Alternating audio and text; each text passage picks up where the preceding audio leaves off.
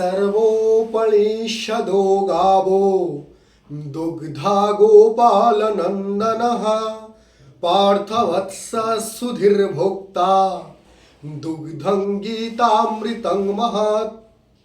সমস্ত উপনিষদ রূপ গাভীদেরকে ভগবান শ্রীকৃষ্ণ দহন করেছিলেন, অর্থাৎ দুইয়েছিলেন। কার জন্য? না, বাছুর রূপ অর্জুনের জন্য। শুধু তো অর্জুন নয়, সমগ্র মানব সমাজকে এখানে অর্জুনের সঙ্গে তুলনা করা হয়েছে। এখানে পার্থ বৎস, বৎস মানে গরুর বাছুর, সেই বাছুরের সঙ্গে অর্জুনকে তুলনা করা হয়েছে।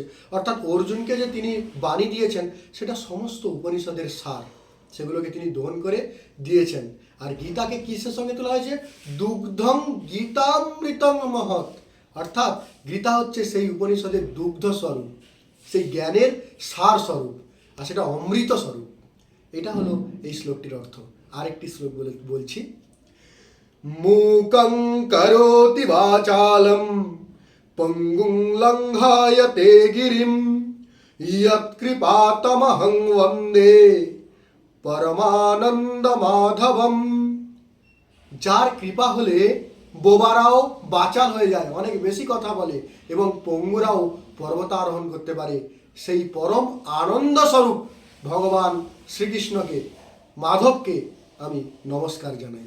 সকলকে নমস্কার।